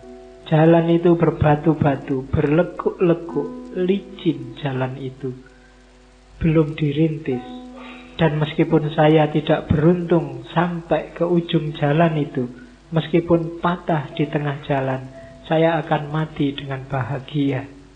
Karena jalannya sudah terbuka, dan saya turut membuka jalan menuju ke tempat perempuan, bumi putra, merdeka, dan berdiri sendiri. Jadi ini semangat awal yang luar biasa. Startupnya harus begini. Kalau di awal sudah melempem, ya tidak akan ada hasilnya. Jangan takut gagal. Bahkan mati di tengah jalan pun gak apa-apa. Kamu sudah membuka jalan, kan begitu. Kartini yang hidup dalam segala keterbatasan, semangatnya bisa luar biasa begini. Apalagi harusnya kita yang fasilitasnya banyak, jalannya banyak. Oke. Terus, dan harus optimis, jangan pesimis. Suatu perubahan dalam seluruh masyarakat pribumi pasti akan datang. Titik tolaknya telah ditakdirkan. Hanya kapan? Itulah pertanyaan yang besar. Kita tidak dapat mempercepat saat meletusnya revolusi. Sungguh aneh bahwa di pelosok daerah pedalaman yang terpencil ini mengendap pikiran-pikiran memberontak itu. Teman-teman kami di sini mengatakan, sebaiknya kami tidur saja dulu barang 100 tahun. Kalau kami bangun, akan kami temukan tanah Jawa sebagai yang kami inginkan. Ini tulisannya agak imajinatif, tapi sebenarnya pas kan. Kalau Ibu Kartini tidur 100 tahun, bangunnya dia akan melihat betapa bahagianya perempuan bumi putra hari ini. Dan itu antara lain karena gerbang yang dibuka oleh ibu kita, Kartini. Dia optimis, meskipun nanti panjang perjuangan dan susah, pada satu ketika pasti akan berhasil. Itu yang bikin dia semangat. Nah, semangatnya itu. Sekarang solusi konkret yang dia tawarkan apa? Kunci pertama, katanya Kartini, adalah pendidikan. Bukan perang, bukan berontak terus orang-orang adatnya dibunuh semua. Itu nanti tidak mungkin bisa sukses. Bukan gegeran, tidak. Satu-satunya cara untuk menaikkan level perempuan setara dengan laki-laki, yang pertama adalah pendidikan. Katanya Kartini, pemerintah tiada akan sanggup menyediakan nasi di piring bagi segala orang Jawa. Akan dimakannya. Tetapi pemerintah dapat memberikan daya upaya supaya orang Jawa itu dapat mencapai tempat makanan itu. Daya upaya itu ialah pengajaran. Kalau pakai bahasamu hari ini, jangan dikasih ikan, kasihlah kail. Kailnya itu apa? Ya pendidikan. Semakin tinggi tingkat pendidikan, semakin cerdas orang menyikapi hidupnya, semakin akan maju peradaban. Maka satu-satunya jalan adalah memberi kesempatan kepada anak bangsa Jawa, laki-laki dan perempuan, untuk mencari kepandaian agar mereka mampu membawa tanah air dan bangsanya ke arah perkembangan jiwa. ke arah kecerdasan pikiran serta kemakmuran dan kesejahteraan. Menurut saya kuncinya di sini. Perjuangan itu, pengembangan itu, kemajuan itu sebenarnya gerbang besarnya adalah pendidikan. Pendidikan itu pemberdayaan diri nomor 1. Maka didiklah dirimu sendiri terus. Tambahlah wawasanmu terus. Tidak usah khawatir, Pak saya banyak baca itu loh, buat apa? Jurusan saya kan bukan jurusan filsafat misalnya, bukan jurusan. Tidak, baca aja dulu. Perkaya dirimu dengan wawasan ilmu apapun dulu. Kalau katanya Socrates dulu kan, semakin banyak pengetahuan, orang pasti akan semakin bijaksana. Semakin luas wawasannya, semakin bijaksana tindakannya. Ini katanya Socrates kan agak otomatis. Nanti rasakan sendiri dalam hidupmu. Bedakan ketika wawasanmu masih sempit dengan wawasanmu sudah mulai luas. Ketika dulu kamu awal mahasiswa baru, yang masih kaget dengan sekarang yang sudah semester berapa. Caramu menyikapi hidup kan sudah beda. Apalagi yang semester tua tidak lulus-lulus itu. Sudah beda. Dulu semester 1 itu kuliah masih kayak anak SMA. Wah, rajin, dosennya belum datang sudah di kelas, sudah nunggu. Tambah tua ya tambah matang sekarang kamu. Kuliah itu tidak penting, Pak. Yang penting itu kan ilmunya. Iya, cuma karena kamu malas, kuliahnya tidak dapat, ilmunya ya ora entuk. Podo wae. Jadi kuncinya pendidikan. Nanti kamu menetapkan diri untuk berkarir di bidang apapun, tetap kuncinya yang pertama ini. Pendidikan. Apalagi untuk perempuan, katanya Kartini. Karena saya yakin sedalam-dalamnya bahwa wanita dapat memberi pengaruh pada masyarakat. Maka tidak ada yang lebih saya inginkan daripada menjadi guru, agar supaya kelak dapat mendidik gadis-gadis dari para pejabat tinggi kita. Biar nggak lagi taklid sama adat, tradisi, budaya, agama. Biar kritis. Biar sadar kalau dia ditindas. Saya ingin sekali menuntun anak-anak itu, membentuk wataknya, mengembangkan otaknya yang muda. Membina mereka menjadi wanita-wanita dari hari depan, supaya mereka kelak dapat meneruskan segala yang baik itu. Bagi masyarakat kita pasti akan membahagiakan bila mana wanita-wanitanya mendapat pendidikan yang baik. Jangan salah, majunya wanita bukan berarti kalahnya laki-laki. Semakin kuat perempuan, ya. Kalau orang Jawa memang menyebutnya wanita. Wanito. Itu kependekan dari wanititoto. Tapi kelihatannya banyak orang tidak terima. Lebih baik perempuan aja daripada wanititoto.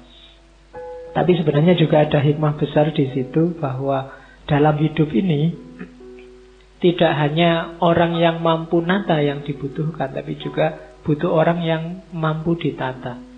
Dunia ini kacau sebagian besar karena banyak orang tidak bisa diatur. Sebagus apapun pemerintah, kalau rakyatnya tidak bisa diatur, wassalam. Sealim apapun Anies Sandi besok mimpin Jakarta, kalau rakyatnya banggang terus tidak bisa diatur, sama. Sebagus apapun pemimpin, kalau tidak ada wanitonya, kalau nggak ada yang wani ditoto, itu ya selesai. Tidak akan beres. Maka atribut wanita itu tidak harus terlalu disesali. Itu mungkin semacam penghormatan. Tirulah karakter feminin perempuan, yang dia wanito, wani ditoto. Kalau orang disuruh ngatur itu lebih gampang daripada orang siap diatur. kesiapan mentalnya bisa double. Kalau ngatur itu kan bisa sak karepmu dhewe, tapi diatur itu menyesuaikan dengan maunya yang ngatur. Dan itu tidak sederhana. Makanya di balik laki-laki sukses pasti ada perempuan yang tangguh.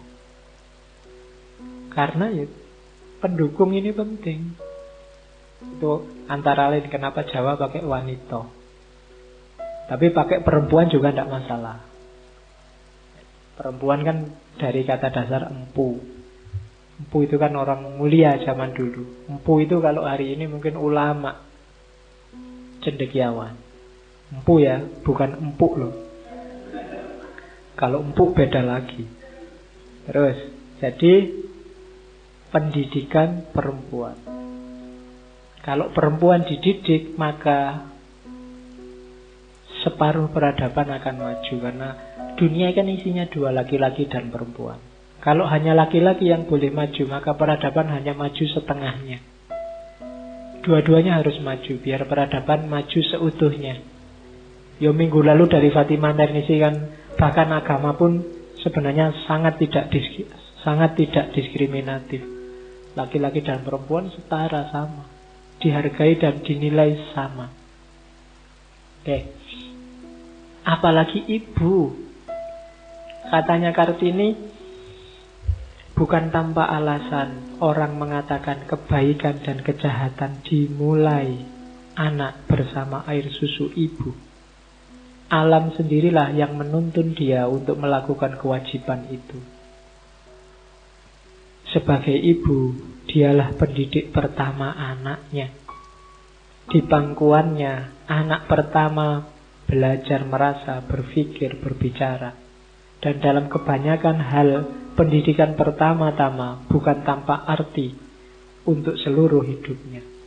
Tangan ibulah yang meletakkan benih kebaikan dan kejahatan dalam hati manusia yang tidak jarang dibawa sepanjang hidupnya.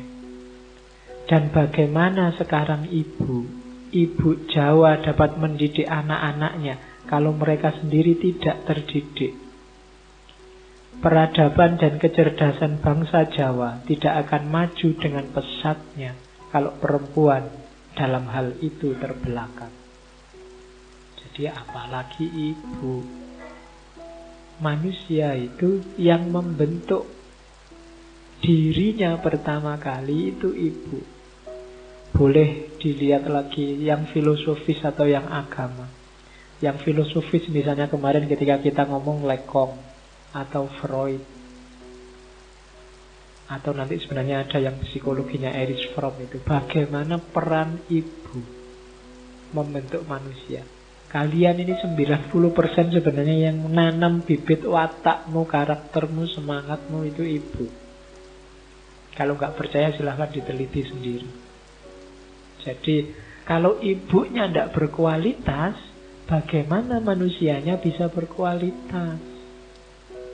Wong ibu itu guru yang pertama. Jadi kalau ibu dipinggirkan, ya jangan menyesal nanti kalau generasi kita selanjutnya adalah generasi yang terpinggir dan lemah. Jadi kalau perempuan kita diskriminasi, kita singkirkan, kita kalahkan sehingga mereka lemah, ya jangan sesali bahwa generasi kita yang akan datang adalah generasi yang lemah. Karena ibunya yang megang dia pertama lemah. Maka justru katanya Kartini, ibu ini harus lebih kuat dan paling kuat. Karena dialah yang membangun generasi. Jadi itu pendidikan khususnya untuk ibu. Dan ini suratnya kepada Profesor Dr. G.K. Anton tahun 1902, 2 tahun sebelum meninggal. Terus, dan apa yang harus dididikkan yang paling penting katanya Kartini adalah pendidikan karakter.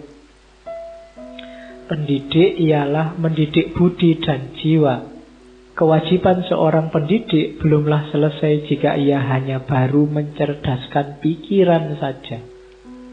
Bahwa tahu adat dan bahasa serta cerdas pikiran belumlah lagi jaminan orang hidup susila dan mempunyai budi pekerti. Jadi Ilmu ya penting, cerdas ya penting. Tapi yang lebih penting duluan adalah budi pekertinya, moralnya. Bisa ngaji itu penting, tapi cinta ngaji itu harus didahulukan. Orang tidak bisa ngaji sekarang 1 jam bisa langsung instan bisa ngaji. Teknik banyak. Tapi kalau orang sudah nggak suka ngaji, meskipun dia pinter ngaji, tidak ada gunanya. Itu yang disebut budi pekerti dulu. Mentalnya dulu digarap. Itu. Ilmunya banyak tapi tidak cinta ilmu, mungkin ada. Ilmunya hanya dipolitisir untuk kepentingan-kepentingan sesaat, kepentingan-kepentingan tidak mulia. Itu namanya orang tidak cinta sama ilmunya sendiri. Pinter tapi kepinterannya dipakai untuk minteri orang lain. Itu dia tidak menghargai ilmunya sendiri. Untuk bohongi orang lain. Pinter untuk bikin hoak, akhirnya ngapusi orang lain. Itu dia orang tidak menghargai ilmunya. Maka katanya Kartini, yang pertama-tama bereskan dulu karakternya. Kalau sekedar materi, orang bisa cuma baca sendiri di kamar, tidak perlu guru, tidak perlu dosen. Tapi karakter ini kunci. Jadi, pendidikan ya penting, tapi dahulukan pendidikan karakter. Pendidikan budi pekerti, pendidikan susila. Itu kuncinya. Dari situlah nanti akan terbangun generasi yang bagus secara moral dan bagus secara intelektual. Intelektual kalah, sosial politik kalah, itu tidak masalah. Asal kita moral dan akhlaknya terkenal bagus. Tapi kalau moral dan akhlaknya sudah rusak, itu kita sudah kalah duluan. Itu pentingnya pendidikan karakter, katanya Ibu Kartini. Jadi ini yang menurut saya jauh melampaui zamannya. Kita kenal pendidikan karakter itu baru-baru ini aja. Di Indonesia rame ribut. Itu berarti jarang baca suratnya Ibu Kartini. Ya, bacanya baca yang lain. Oke, terus yang pertama itu. Ciri kedua pendidikan itu yang penting apa? Yang membebaskan. Bukan yang mengungkung. Coba perhatikan, itu kalimatnya agak keras. Jadi apa? Orang harus mandiri, tidak lagi taklid, tidak lagi cuma ikut-ikutan. Kenapa? Dia nanti dituntut tanggung jawab sendiri. Maka didiklah orang Jawa supaya belajar berpikir sendiri. Kalau dia sudah dewasa dalam pikirannya, silahkan milih agamanya sendiri. Andaikan dia ingin jadi Kristen karena keyakinannya, jangan dihalang-halangi, biar aja. Itu haknya dia, tanggung jawabnya dia, wong dia sudah manusia dewasa. Kalau ia menghendaki tetap berpegang pada agama nenek moyangnya, maksudnya agama Islam, itu pun bagus.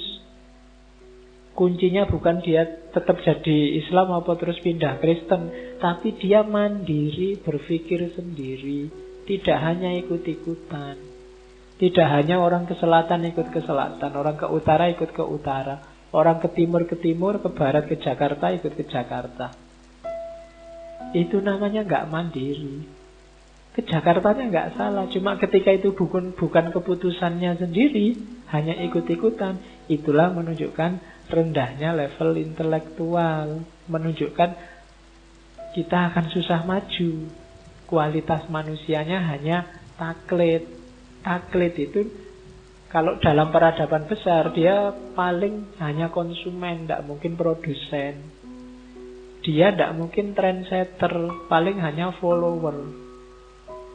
Dia tidak akan bikin berita, paling munculnya di komentar. Itu pun isinya jelek-jelek. Ya kan?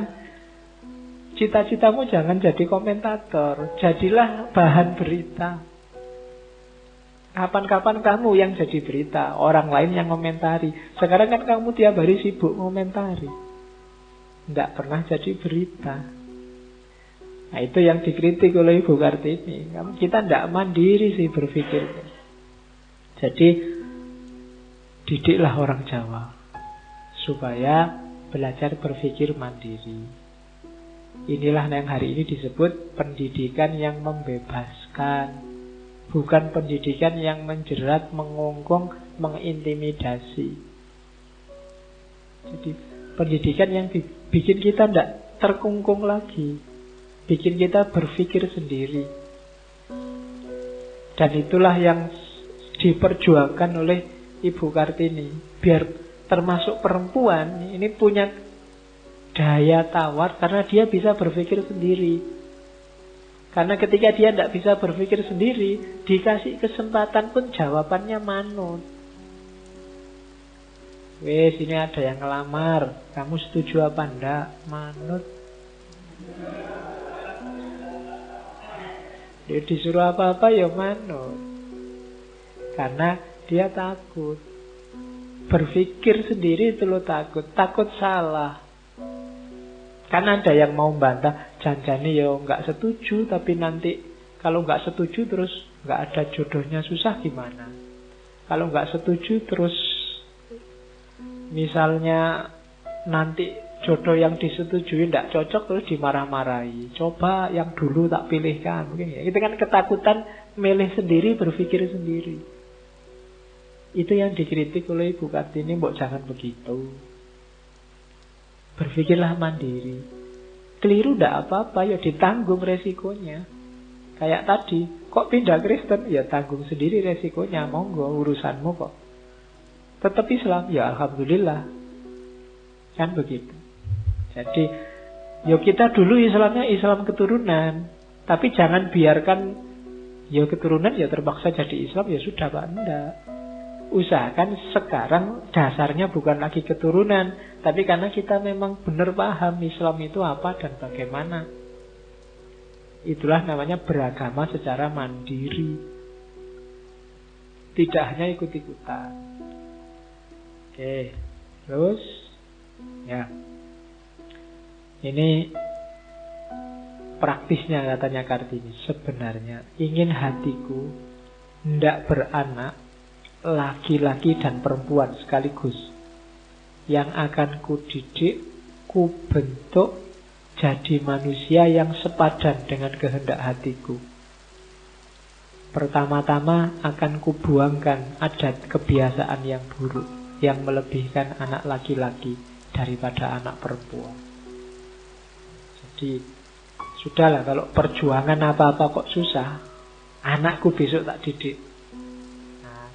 Kalian juga begitu, nek repot bingung ingin memulai perjuangan dari mana. Ayo bentuk anak kita masing-masing. Ya, ajari jangan diskriminatif. Ajari jangan melebihkan laki-laki dan perempuan. Jangan kayak tadi, kalau nangis, cowok kok nangis, kayak cewek aja. Jangan gitu. Ya boleh ada kayaknya, tapi jangan kayak cewek lah. Itu boleh ngelarang tidak nangis, tapi ya jangan kayak cewek. Emangnya kalau cewek nangis terus dibiarin aja? Kan enggak juga, disuruh diem toh. Tapi kan enggak ada contohnya kayak cowok. Cewek kok nangis kayak cowok aja kan enggak. Kan mesti sebaliknya. Makanya sudahlah, enggak usah pakai yang gitu-gitu. Didiklah anakmu bahwa laki-laki dan perempuan itu sama, setara, haknya sama. Segala yang bau gender, yang konstruk gender itu bikinan. Boleh ya, boleh enggak. Asal tidak diskriminatif, asal tidak saling menafikan, meminggirkan, ya boleh jalan. Tapi kalau menyakitkan yang lain, ya sebaiknya direview lagi. Wong itu cuma kesepakatan, itu cuma tradisi. Jadi ini semangat feminis gaya Jawa model Kartini. Kalau tidak bisa, ya anak-anak kita bentuk. Yang penting kan membangun generasi tadi. Setelah kita, itu kan bahasanya Kartini, cukup aku yang ngalami nasib kayak gini, anak-anakku jangan. Jadi nanti akan kudidik agar menghargai laki-laki dan juga menghargai perempuan. Menganggap laki-laki dan perempuan sama. Kalau ada laki-laki suka warna pink, tidak masalah. Perempuan suka warna hitam, tidak masalah. Itu gender, kesepakatan aja. Katanya siapa sih laki-laki nggak boleh pink? Jangan pakai pink kayak cewek aja. Kan itu sama aja kayak tadi, jangan nangis. Seolah-olah warna-warna tegas yang itu harusnya laki-laki dan warna-warna pudar itu miliknya perempuan. Tidak ada teori begitu. tentang warna, tentang pendidikan, tentang politik, itu tidak ada laki-laki, tidak ada perempuan. Semuanya setara. Kecuali menyusui, melahirkan, menstruasi, dan sekitarnya.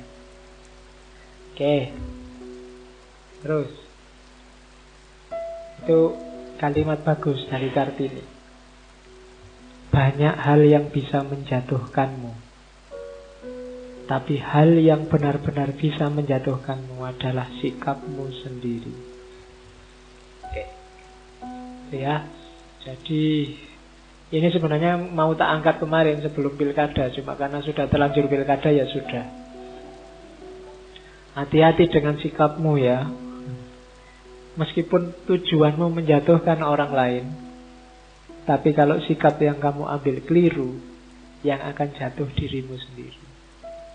Jadi banyak hal yang bisa menjatuhkanmu, tapi yang benar-benar bisa menjatuhkanmu adalah sikapmu sendiri. Maka hati-hati dengan sikap kita. Tidak pernah gara-gara orang lain. Kalau kita jatuh, kalau kita terpuruk, kalau kita tersingkir, kalau kita dizolimi orang, itu sebagian besar karena sikap kita sendiri, perilaku kita sendiri. Paling tidak membiarkan diri kita dizolimi. Untuk perempuan juga begitu. Kenapa segala macam penindasan tadi jalan terus? Karena cara menyikapinya yang keliru. Kenapa perempuan jatuh? Ya karena perempuan sendiri yang tidak berdiri-berdiri. Sudah saatnya sekarang berdiri. Itu maunya Kartini.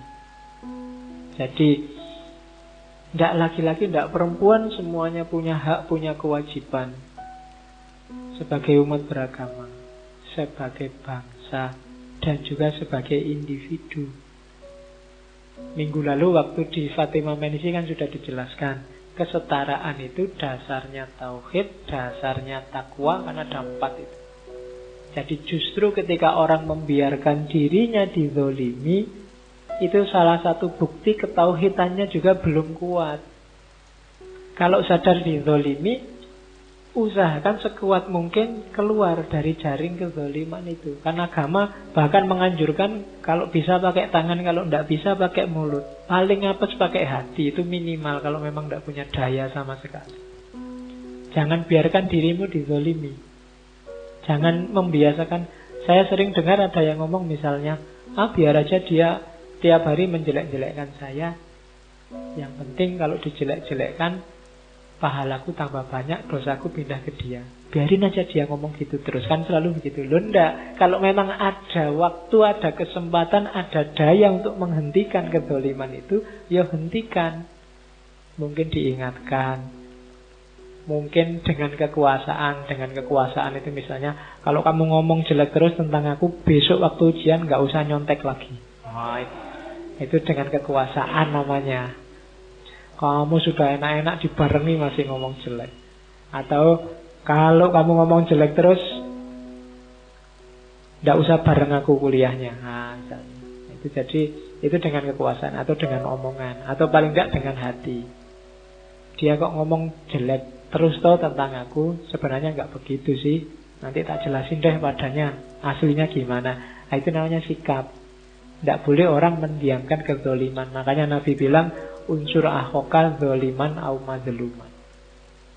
Jadi karena kezoliman itu ciri bahwa tauhidnya sedang mendangkal. Entah yang dizolimi atau entah yang menzolimi. Maka untuk kita tidak dizolimi, kita harus kuat. Kita harus tangguh. Kita harus berdiri sendiri, termasuk perempuan. Jangan saling mengandalkan, jangan saling bergantung. Satu-satunya tempat bergantung hanya Allah. Allahus Somad. Laki-laki dan perempuan kerjasamalah untuk bergantung pada Allah. Jangan saling menggantungkan diri. Oke. Terakhir ini. Semboyannya Kartini cuma satu.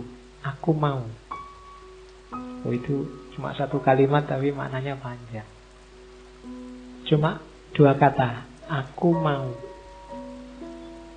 Itu aja. Bukan ku tahu yang ku mau loh ya. Itu nanti beda. Tapi aku mau. itu menunjukkan, ya mungkin bahasa Inggrisnya I will.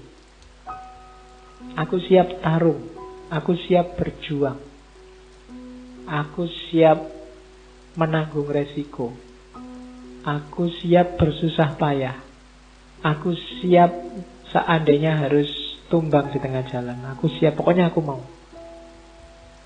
Nah, jadi carilah perempuan-perempuan yang tipenya Kartini. Kalau diajak apapun dia, aku mau. Oke, yo maksudnya diajak berjuang, diajak apa? Ya, yo ngajaknya yo, maukah kamu berjuang? Aku mau, aku juga mau. Oke. Jadi itu semboyannya Ibu Kartini. Itu foto sekolah keputriannya. Ini di bagian samping agak belakang, bagian kiri kalau di kantor Kabupaten Rembang. Dulu tapi. Dan itu adik-adiknya yang ikut bantu ngajar di sekolah putri. Cuma ya tidak lama. Tapi setelah ini nanti muncul banyak sekali sekolah keputrian yang lain. Jadi mungkin dari sisi isi perjuangan seperti besarnya sekolah kayak Rohana Kudus atau Dewi Sartika dan lain-lain, mungkin Kartini kalah. Tapi inspirasinya lebih besar. Dia menginspirasi banyak perjuangan-perjuangan perempuan selanjutnya di dalam maupun di luar negeri. Itulah nanti yang bikin dia akhirnya diangkat jadi pahlawan nasional. Itu ibu kita Kartini.